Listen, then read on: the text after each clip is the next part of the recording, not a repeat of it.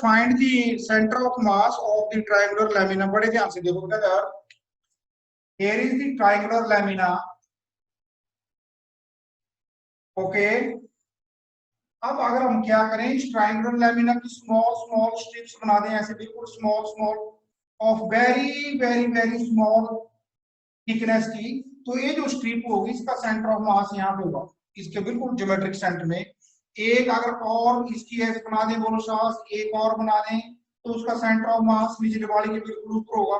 एक और बना दें, ऐसे ऐसे बनाते जाए, ठीक है, मतलब इसकी इनफाइनाइट बना दें, इस लैमिना की इनफाइनाइट अगर हम स्ट्रिप्स बना देते हैं, ओके, तो हम देखेंगे जो इसका मीडियन है, ओके, इन हर एक स्ट्रिप का जो सेंटर ऑफ मास होगा वो इस मीडियन के ऊपर आएगा, ए आएगा इसका centre of mass, A, sorry थोड़ा ए आ गया इसका सेंटर ऑफ मास है ना। हर एक स्ट्रिप का जो सेंटर ऑफ मास होगा वो इसके पॉइंट के ऊपर होगा, इस रेडियन के ऊपर, let it is equal to A B, this is the median A B.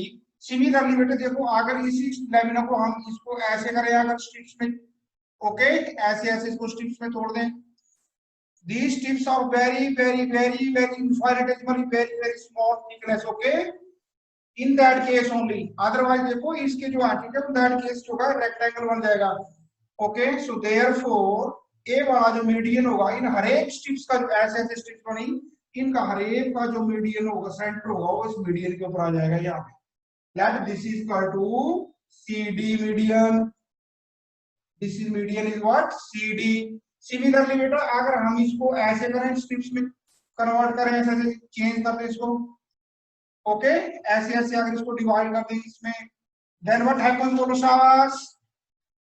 तो हर एक जो है, ये ध्यान रखना, ठीक है, all each and every strips whether that is parallel to horizontal or in this plane or in this plane, okay, they are very very infinitesimally very very thin and their number is very very large. Only that case the center of mass of the strip that will be at the geometric center. In this case बेटे what happen, बोलो शाबाश, हर एक strip जो ऐसे ऐसे बनी आ गई, जो स्ट्रिप बनी देखो ऐसे, ओके, इनका हर एक का जो मास आएगा इस मीडियन के ऊपर आ जाएगा यहाँ पे, let it is equal to E F. तो देखो तीनों के तीनों जो मीडियन है प्लेन लैमिना की, A B first median, this C and D this is second median, and E and F that is third median. ये तीनों के तीनों मीडियन जो इस पॉइंट के ऊपर मिल रहे हैं जाके, लेट इसका नाम मैं लिख देता हूँ सी एम, और this is the centre of mass of the lamina, this is the centre of mass of the lamina. Any doubt? Yes sir. Yes बेटा, नेक्स्ट आपका आर्टिकल है, देखो अगला जो अगला numerical, find the centre of mass of uniform L shaped lamina thin metal plate, okay, metal की plate है बेटे, ऑफ यूनिफॉर्म मटेरियल, ये नहीं होगा कहीं पे मटेरियल कुछ और कहीं पे और, okay, with dimensions as shown in figure, the mass of the lamina is 3 kilogram, okay. देखो बेटा dimensions of the lamina are shown, तीन प्लेट है, और यहाँ पे ना न्यूमेरिकल में लिख दो, इसमें लिखा नहीं है, ठीक है, आपका बाद में याद किया जाता है, of uniform density, of uniform density, otherwise इसका सेंटर ऑफ मास जो फाइंड आउट करना टफ हो जाएगा, okay, of uniform density and same material. So देखो बेटा listen, here is the lamina, ये एल शेप्ड है ना, this is L shaped lamina, this one, this is the L shaped lamina, ऐसे ही,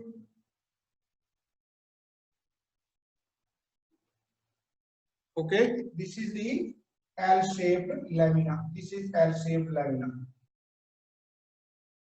here is L shaped lamina, okay, और इस पूरे के पूरे लैमिना का मास जो कितना दे रखा बेटा जी, यस शाबाश, mass is given how much, 3 kg, और डायमेंशन इसके दे रखे हैं, तो लेट बेटे हम इसकी जो ए वाली एक्सिस है लैमिना की, इसको मान लेते हैं y axis, okay, this is y axis, और ये जो इसकी बे वाली एक्सिस, ओके, इसको मान लेते हैं हम x axis, okay, late it is x axis.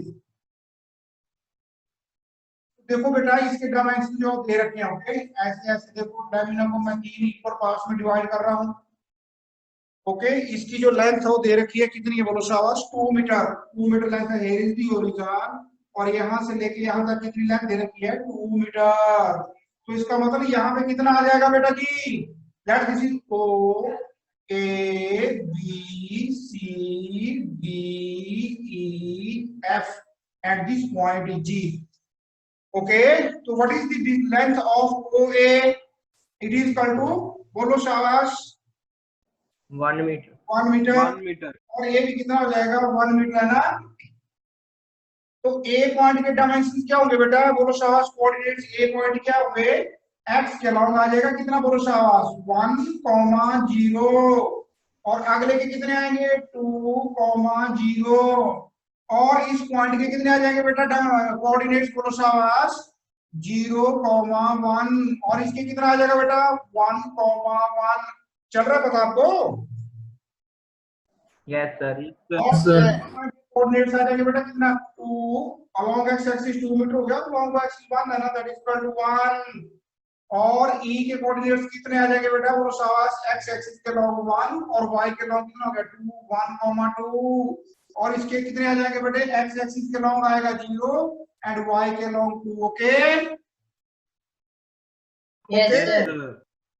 अब देखो बड़े ध्यान से, अब देखो बेटे तीनों की तीनों जो लेमिना जो मैंने आपको वर्ड लिखाया ना, अगर सपोज करो ये यूनिफॉर्म डेंसिटी का नहीं है, अगर इसका मटेरियल यूनिफॉर्म डेंसिटी का नहीं है, और नंबर 2 यूनिफॉर्म थिकनेस नहीं है, एक तो नंबर 1 यूनिफॉर्म डेंसिटी नहीं है, और नंबर 2 यूनिफॉर्म थिकनेस नहीं है। अच्छा बड़े ध्यान से सुनो, मैं आपको एक एग्जांपल बता रहा हूँ, आपने शायद सुना होगा या नहीं सुना होगा, अगर नहीं सुना होगा तो जिस दिन ना आप मैकेनिक के पास जाएंगे, एक्टिव वाला मैकेनिक के पास सर्विस करवाने, तो आपने उससे बात करना, भाई अंकल ऐसा हो जाता है, नवा टायर भी मतलब खराब होता है, हम उसको देखते हैं कि ना कहीं से कटा होता है ना कहीं से फटा होता है, लेकिन जब उसको स्कूटी में लगा देते हैं, आगे लगाओ चाहे पिछले उसमें रियर में लगाओ के, तो होता क्या है, जब आप स्कूटी को चलाते हैं तो टायर जो होता है बबलिंग करता है, या जब आप ब्रेक लगाते हैं तो अनबैलेंस हो जाते हैं। एक दो बार तो आप तो सोचते हैं चलो मेरे में कमी होगी, लेकिन जब ये बार बार होता है, और इवन हो सकता है गिर भी जाते हैं उससे। अगर मान लो जैसे एनफील्ड हो, बड़े वाला मोटरसाइकिल हो, और उसके टायर में क्या हो, मैन्युफैक्चरिंग डिफेक्ट हो, वो ना तो मैकेनिक को देखने के पता चला ना हमें पता चला, क्योंकि सारा देख लिया हमने, चेक कर लिया, टायर तो बिल्कुल ठीक था। लेकिन होता क्या है, बड़े ध्यान से देखना, मैं थोड़ा आपको टॉपिक साइड लेके जा रहा हूँ बेटा। होता क्या है, समटाइम ना जब ये टायर बनाते हैं, ठीक है, तो देखो ये टायर ऐसे बन गया, तो इसमें होता क्या है, इसकी जो थिकनेस होती है ना मटेरियल की, जो रबड़ होती है लगी, वो कई जगह से जो होती है, अगर वो यूनिफॉर्म नहीं होगी, मान लो यहाँ पे ज्यादा रबड़ होगी, तो देखने से तो हमें पता चलेगा ही नहीं। अब हम कोई गेज लेके तो नापते नहीं यहाँ से कितना मोटा है कितना मोटा नहीं है। अगर तो यूनिफॉर्म इसकी डेंसिटी है, तो इसका सेंटर ऑफ मास बिल्कुल सेंटर में होगा, और जहां से आपका एक्सल जाता है तो टायर में कोई प्रॉब्लम नहीं है। लेकिन अगर इसमें कोई मटेरियल थोड़ा भी कहीं आगे पीछे ज्यादा हो गया, तो इसका सेंटर ऑफ मास यहाँ नहीं होगा, कहीं इस वाली साइड को यहाँ पे होगा। जोर आपके चक्के का यहाँ पे लग रहा है, सेंटर ऑफ मास इसका यहाँ पे है, इसलिए ये जो टायर होगा ये बबलिंग करने लग जाता है। क्या करता है बोलो शाबाश, Bubbling. हाँ, बबलिंग नहीं, बबलिंग करने लगता है, ऐसे ऐसे ना, ऐसे ऐसे हिलने लग जाता है, ऐसे ऐसे। ओके, और फिर ये इसमें से आप गिर भी सकते हो। ओके, एक क्वेश्चन भी आपको आ सकता है, बिल्कुल नया टायर किसी भी कंपनी का हो सकता है, मैन्युफैक्चरिंग डिफेक्ट तो हो जाता है। ओके, अब देखो आ जाओ इसमें अपने काम पे।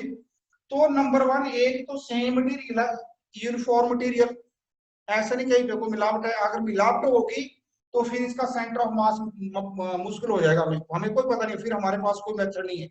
और इसकी जो थिकनेस है, ये जो प्लेट है, इसकी जो मोटाई है, वो भी हर एक जगह से क्या है, बिल्कुल इक्वल है, uniform. Okay, in that case ये जो ऊपर वाला पोर्शन है ना, कौन सा ऊपर वाला portion, E F G and D, इसका जो सेंटर ऑफ मास होगा, ज्योमेट्रिक सेंटर ऑफ मास यहाँ पे आ जाएगा, इसको मान लो C3।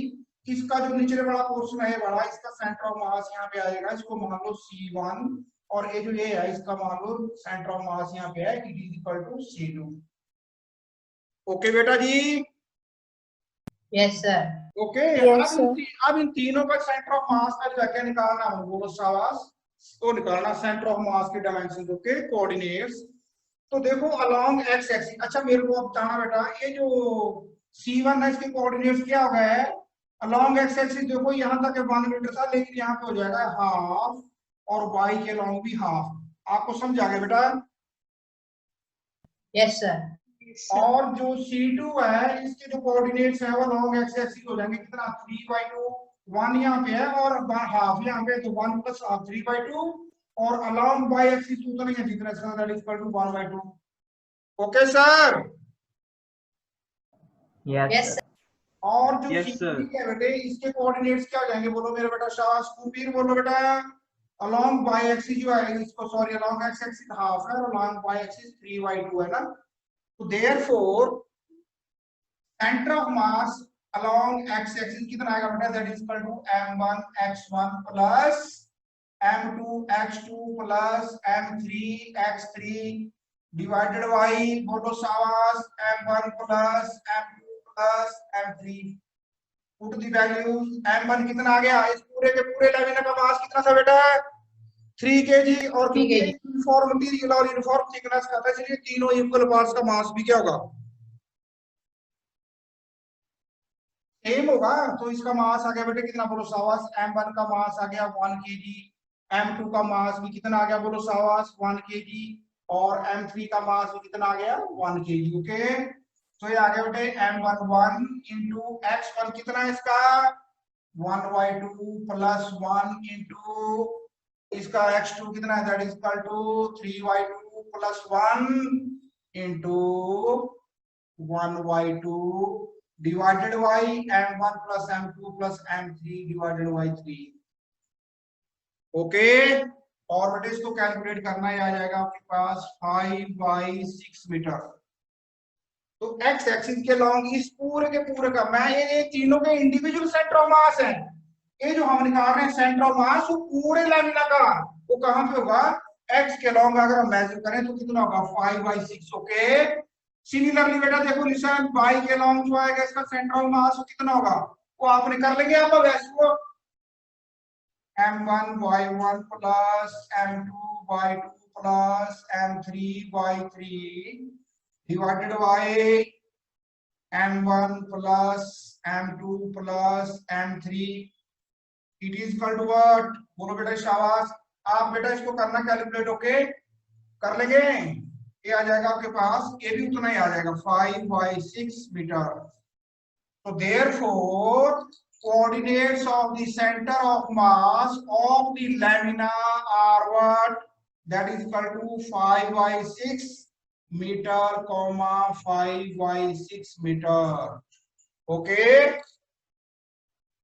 ओके बेटा जी Yes, sir. Yes, sir. Okay चले आगे Yes, हाँ जी. sir. आपने लिख लिया इसको अच्छा बुक में सॉल्व किया ना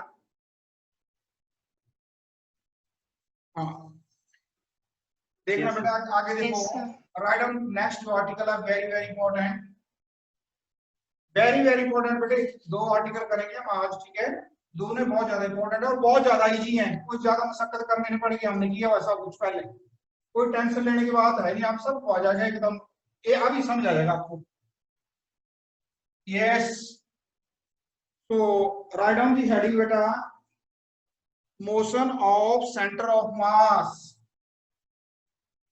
motion of centre of mass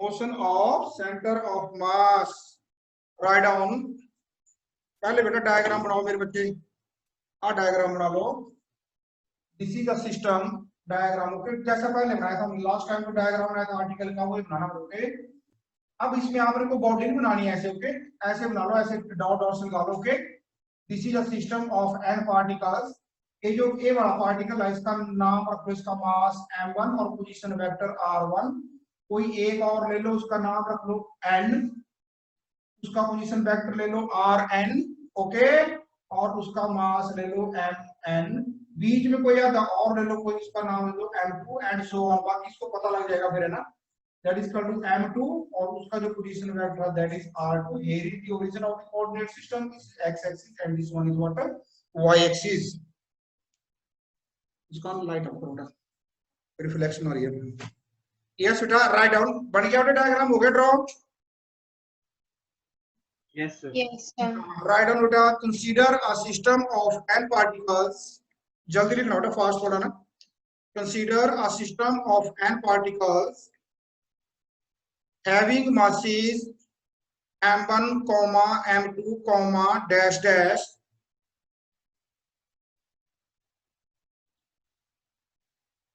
comma mn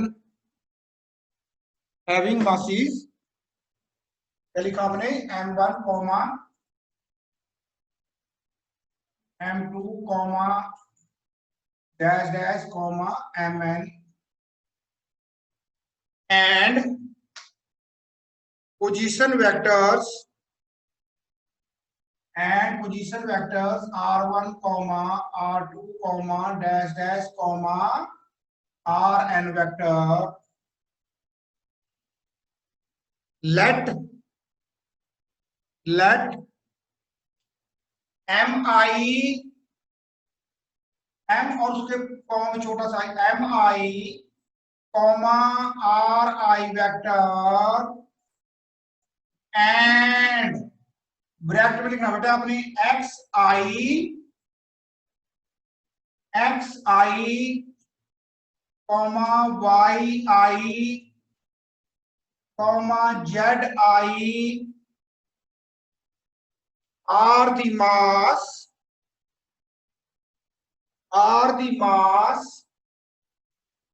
comma position vector and coordinates of ith particle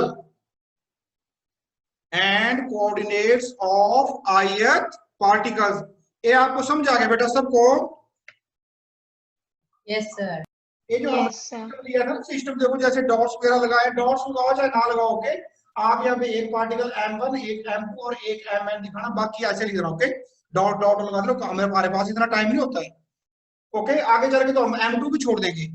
अच्छा अब यही से लिखा मैंने सारा, ओके। ये सारे जो पार्टिकल है ऐसे m1 मास m2 मास mn मास की r1 r2 एंड rn जो उनकी क्या है पोजीशन वेक्टर, बीच में डैश डैश, ओके।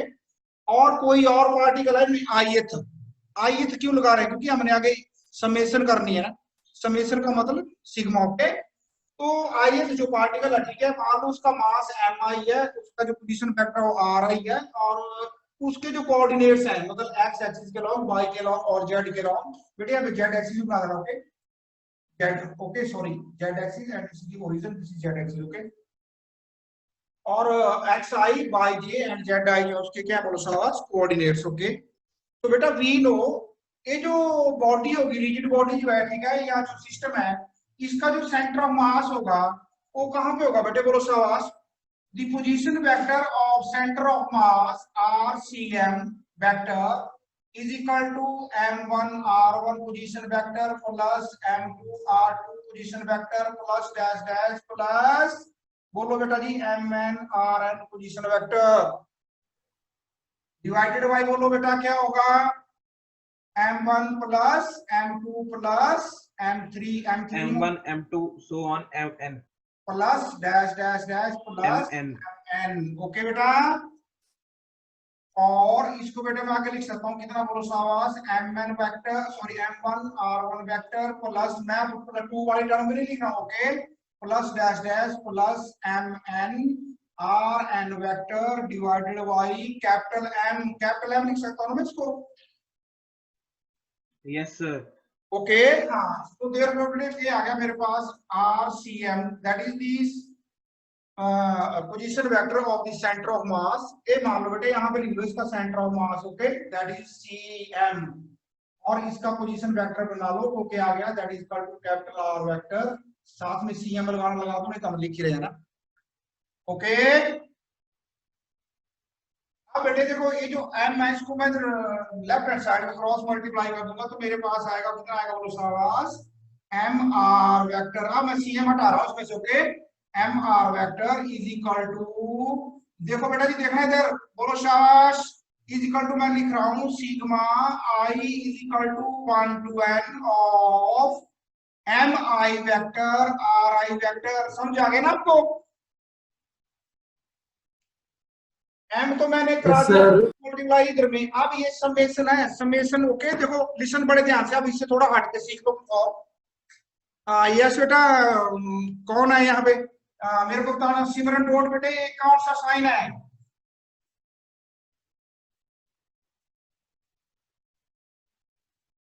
हो रही है प्रगुण, गुरप्रीत? सर प्लस का। Very good. इसको बेटे हम तब यूज करते हैं जब हमने 2 3 4 या 5 टर्म में आपस में सम करनी तो प्लस कर लेते हैं ना। और क्या कब करते हैं? एक तो नंबर ऑफ टर्म कम हो और वो जो टर्म्स हो वो इक्वल भी हो सकती हैं, जैसे 5 + 5 + 5 + 5 तीन टर्म कर लिए, या फिर ये हो सकता है अनइक्वल भी हो, जैसे 5 + 155 + 555 + 5555। ओके, तो हम इस साइन का यूज करते हैं। लेकिन अगर नंबर ऑफ टर्म्स जो है, जैसे आपने स्टैट में किया होगा ना, स्टैट में 9th के 10th में ऐसा, अगर number Yes, of sir. Terms है, जैसे मान लो सपोज करो फिजिक्स में बच्चों के मार्क्स आए हो टोटल करने हैं ना, और बच्चे क्लास में कितने 100, तो फिर इस मेथड से नहीं हम करते हैं ना, प्लस वाला निकालते, फिर लगाते हैं हम सिग्मा। ओके, फिर लगाते हैं हम ए वाला मेथड सिग्मा। अब सिग्मा जो लगाते हैं वो भी हम कब लगाते हैं? नंबर 1, जब जो एलिमेंट्स हैं जिनको हमने जोड़ना, जैसे marks of students in physics, या तो वो इक्वल हो या ना हो। ओके, और नंबर 2, उनका सम जो है वो लगभग बहुत ज्यादा नहीं होना चाहिए। मतलब जैसे मान लो बताओ आपके रूम में जो मिट्टी के कितने कान है दूर के, तो भाई असंख्य है, उसमें सिग्मा में लगेगा ना। ओके, तो ये आ यस गया। सर। तो एक तो इंफॉर्मेशन है, इसको बोलते हैं। लेकिन अब अगर आपको बोला जाए भी आपके बेड़े में, बेड़ा जानते हैं ना आप, यस सर। आपके Yes, बेड़े yes, में जितने भी मतलब सैंड के पार्टिकल हैं उनको इकट्ठा करो और उनका मास ऐड करो। एक तो नंबर 1 सैंड के पार्टिकल सारे बराबर है ना। ओके, और उनका Yes, sir. नंबर जो है बेटे वो बहुत ज्यादा है, मे बी इनफाइनाइट, फाइनाइट भी हो सकता है, लेकिन हो सकता है भी मेरा जो है पूरे का पूरा जो है क्या है, जिंदगी लग जाए वो काउंट करने में। ओके, तो इन दैट केस हम यूज करते हैं क्या? नंबर 1, एक तो एलिमेंट्स जो है वो सेम होने चाहिए। इन दो केसेस में प्लस और सिग्मा में सेम वाली कंडीशन नहीं थी, लेकिन जो अब तीसरा मेथड मैं बता रहा हूँ ऐड करने का, उसमें एलिमेंट सेम होने चाहिए और उनका नंबर बहुत ज्यादा होना चाहिए, और वो सारे के सारे इकट्ठे होने चाहिए। ये नहीं भाई एक यहाँ पे पड़ा, दूसरा जाके कुवाड़ा बस स्टैंड के ऊपर और तीसरा जाके बंगा बस स्टैंड पे ना, तो सारे के सारे जो है इकट्ठे होने चाहिए, कंटिन्यूअस फंक्शन होना चाहिए। उस केस में लगाते हैं हम इंटीग्रेशन। तो ये तीनों के तीनों जो बेटे मार्क है वो सारे जोड़ के ही है ना, सब एडिशन के ही है। ओके, इसका यूज हम कहीं और करते हैं, इसका यूज कहीं और करते हैं, और इसका यूज कहीं और करते हैं। ओके बेटा जी, यस सर। जैसे आप ना कि अब आप अपने किचन में जाओ तो मम्मा को बोलना भी मम्मा हमारे घर में जितनी कड़छियां वो निकाल दो, तो आप देखेंगे कड़छियों का जो साइज है ना, स्पून भी तो कड़छी है। Yes sir. आप देखो जब आप बचपन में थे तो जो जिस स्पून से आज आप अपना डिनर करते हो, लंच करते हो, उस स्पून से थोड़ी मम्मा खिलाती थी आपको जब आप 5-6 महीने के थे। तो आपके लिए छोटा यस सा सर। स्पून था। तो मतलब जैसे जैसे हम बड़े होते गए वैसे वैसे क्या हो गया बोलो सावास, कड़छी का साइड, स्पून का साइड भी बड़ा होता है। ओके, अब एक छोटी फैमिली होगी 3-4 मेंबर्स की, तो जाहिर है उसमें 2-3 कड़छी होगी। अगर मान लो 50 मेंबर की फैमिली होगी तो जो 3-4 मेंबर वाली कड़छी है उससे क्या करेंगे? वो जो रसोईया होगा, जो डिस्ट्रीब्यूटर होगा, वो तो भाग भाग के मर जाएगा। नहीं, एक बंदे को जो है जो 5 कड़छी खाता है उसको 5 बार देना पड़ेगा, तो उस घर में जाएगा बड़े वाली कड़छी हो जाएगी। तो इसलिए बेटा है ना समेशन। ये पता चल गया आपको प्लस सिग्मा और समेशन का? हाँ जी सर। यस ओके बेटा, हाँ अच्छा। तो देखो आ जाओ, अब ये है मेरे पास इक्वेशन नंबर कौन सी है, 1 है ना। ये आ गया मेरे पास इक्वेशन नंबर 1, कौन सी आगे बोलो सास? mr vector is equal to m1r1 vector plus m2r2 vector plus dash dash plus mnrn vector. That it is equation number 1। That it is equation number 1। Yes बेटा, यस स्टूडेंट्स, आगे देखो बेटा, differentiating equation 1 both sides, differentiating equation number 1 both sides, we get what you will get beta देखना, d over dt of mr vector is equal to d over dt of m1 r1 vector plus m2 r2 vector plus dash dash plus mn rn vector. Okay, और m तो बेटे constant है, differentiation से बाहर आ जाएगा, m into D over D T of r vector is equal to, अब d over dt से अंदर मल्टीप्लाई कर दो, is equal to m1 d over dt of r1 vector plus m2 d over dt of r2 vector plus dash dash plus mn d over dt of rn vector. बेटा जी समझ आ गया? हाँ जी सर। Yes, sir. अब बेटे dr position rate of change of displacement क्या होता है? वेलोसिटी। वेलोसिटी। तो इसको लिख देता हूं बेटे, that is equal to what, m into capital V vector is equal to m1 into small v1 vector. This is dr1 upon dt. This is the velocity of particle number 1 है ना, plus m2 into v2 plus dash dash plus mn vn vector. Okay, okay बेटा जी? Yes sir. Yes, Okay. sir. Yes, sir. Question number 2. This is question number 2. अब मैं ऊपर से बेटा इसको रब कर रहा हूं, कर दिया मैंने। Okay, question number 2, again differentiating 2 with respect to time. Again differentiating 2 with respect to time, we get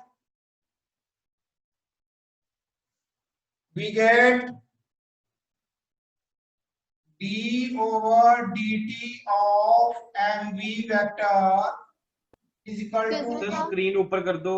Screen कर दो. d over dt of mv vector, d over dt of m1 v1 vector plus d over dt of m2 v2 vector plus dash dash plus d over dt of mn अच्छा mn vn vector। Okay बेटा,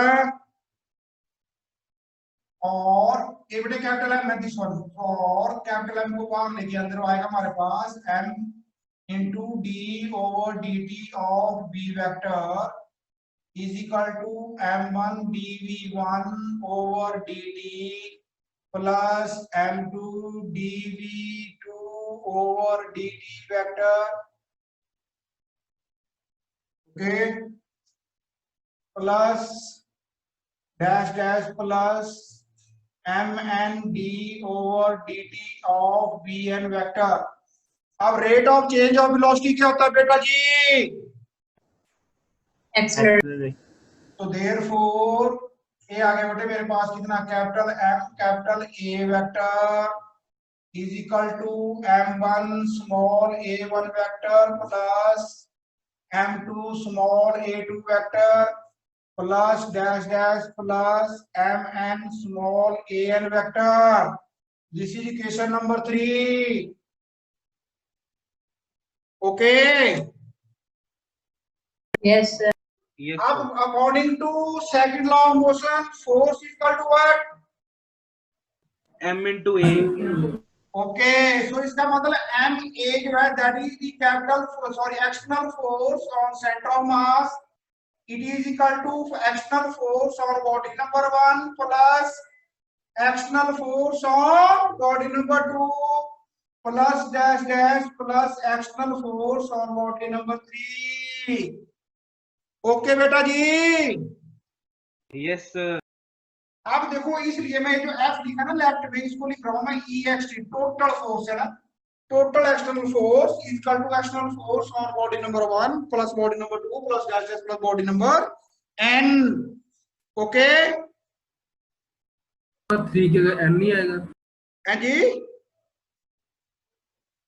sir 3 की जगह n नहीं आएगा, FN। ओ यार चल, sorry यार, sorry, very good, तेरा बहुत तेज नजर है तेरी, वेरी गुड, फिर को लिख दिया है, that is equal to n। ठीक है, ठीक है, हाँ बेटा, yes, thank you. Welcome sir. Okay, next article बेटा, टाइम का मैं कवर नहीं हो पाएगा पूरा, लेकिन लिखो आप। ये चल गया पता बेटा, मैं रिवाइज करूं इसको, इजी है, कुछ भी नहीं है, ये सब कुछ हमने पहले किया, उसी को जोड़ा है ना।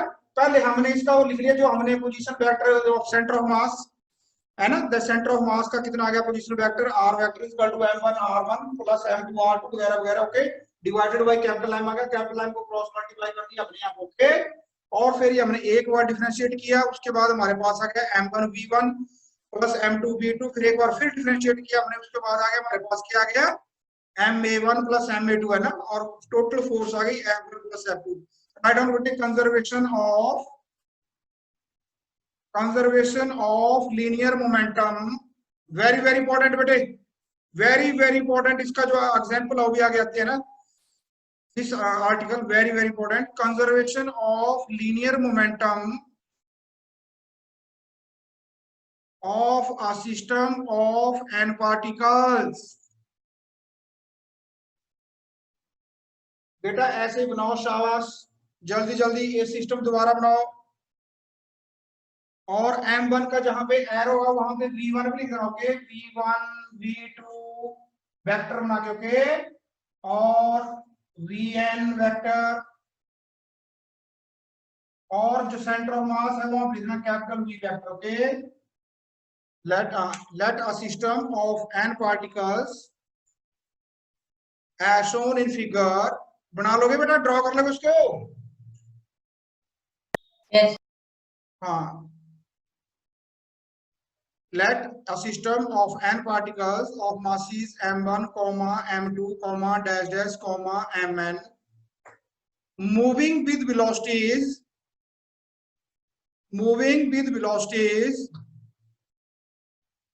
v1, v2, dash dash, vn, if capital F1, F2, dash dash, Fn are the external forces acting on the particles, then momentum of particle 1 p1 is equal to m1 v1, similarly p2 is equal to m2 v2, dash dash, नीचे को लिखना dash dash dash dash, pn is equal to mn vn।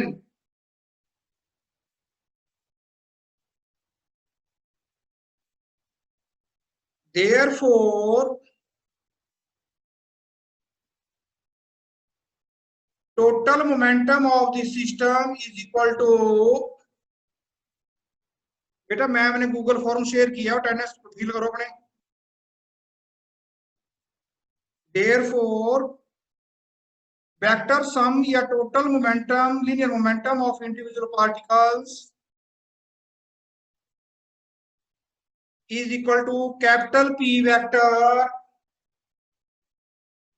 is equal to P1 vector plus P2 vector plus dash dash plus Pn vector, और capital P vector is equal to m1 v1 vector plus